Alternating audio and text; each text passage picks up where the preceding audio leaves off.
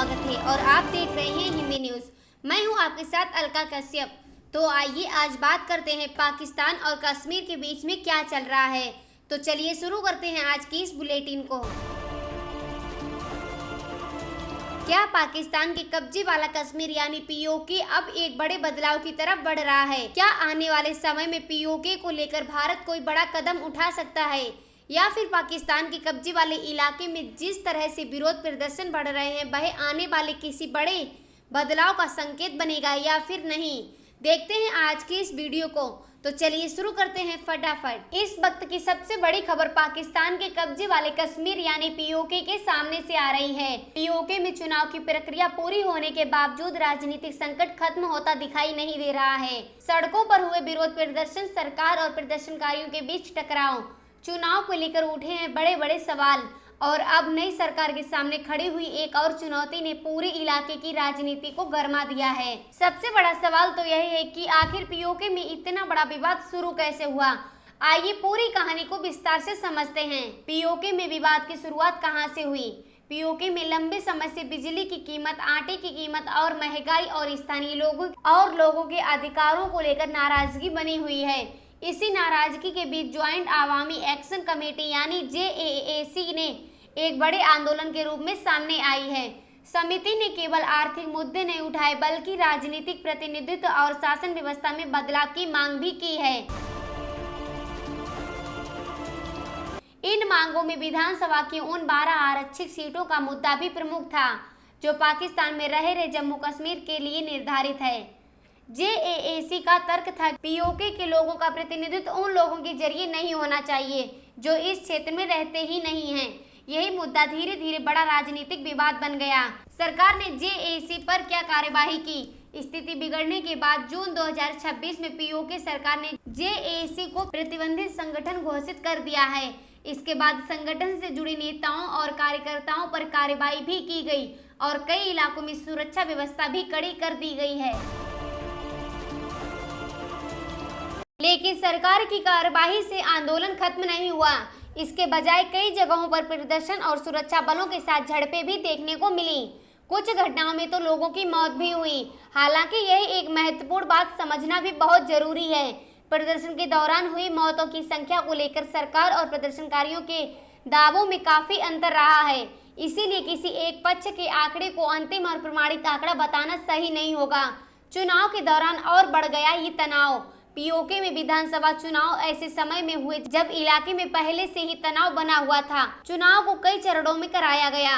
प्रदर्शनकारियों की ओर से चुनाव के बहिष्कार का आह्वान भी किया गया, लेकिन कई जगहों पर बाजार बंद और विरोध प्रदर्शन हुए। इंटरनेट प्रतिबंध और सुरक्षा व्यवस्था को लेकर भी सवाल उठाए गए। कुछ इलाकों में सुरक्षा कारणों से मतदान कार्यक्रम में बदलाव तक करना पड़ा।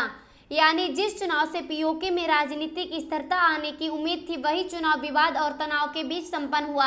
रिपोर्टों के अनुसार PLMN ने सीधे चुनाव वाली 38 सीटों में 25 सीटें जीती, जबकि पाकिस्तान पीपल्स पार्टी यानी PPP को 12 सीटें मिली। PLMN के साथ आने वाले समय का प्रदर्शन मजबूत हुआ, क्योंकि चुनाव जीतने के बाद सबसे बड़ी चुनौती सरकार चलाना नहीं बल्कि पीओके में पहले से चल रहे राजनीतिक संकट को शांत करना था। अब 24 अगस्त को क्या हो रहा है? अब आते हैं आज की सबसे बड़ी खबर पर। पीओके के प्रधानमंत्री फैसल मुफ्ताज राठौर ने कहा कि आने वाली सरकार के सामने सबसे बड़ी चुनौती JAAC आंदोलन से पैदा हुई स्थिति को संभालनी होगी। उन्होंने साफ कहा है कि इस संकट का समाधान बातचीत के जरिए ही निकाला जा सकता है। उन्होंने यह भी आशंका जताई है कि अगर स्थिति का समाधान नहीं निकला तो हालात चिंताजनक हो सकते हैं। यानी सरकार खुद मान रही है कि चुनाव खत्म हो जाने के बावजूद पीओके में राजनीतिक संकट पूरी तरह समाप्त नहीं हुआ है। लेकिन यहाँ भी कहानी खत्म नहीं हुई। सरकार अब क्या करना चाहती है? प्रधानमंत्री राठौर ने JAAC की मांगों पर बातचीत की जरूरत जताई है। उन्होंने यह भी कहा है कि कुछ आरक्षित सीटों को खत्म करने का प्रस्ताव पहले रखा गया था, लेकिन आंदोलन से जुड़े नेताओं ने इसे स्वीकार नहीं किया। इसके बाद भी PPP की ओर से सत्य एवं सुलह आयोग बनाने का सुझाव भी सामने आया है। इस प्रस्ताव को उद्देश्य आंदोलन के दौरान हुई घटनाओं का विवादों की जांच तथा अलग अलग पक्षों के बीच समाधान का रास्ता निकालना बताया जा रहा है। राठौर ने भी इस तरह के आयोग के विचार का समर्थन किया है, लेकिन असली सवाल अभी भी बाकी है।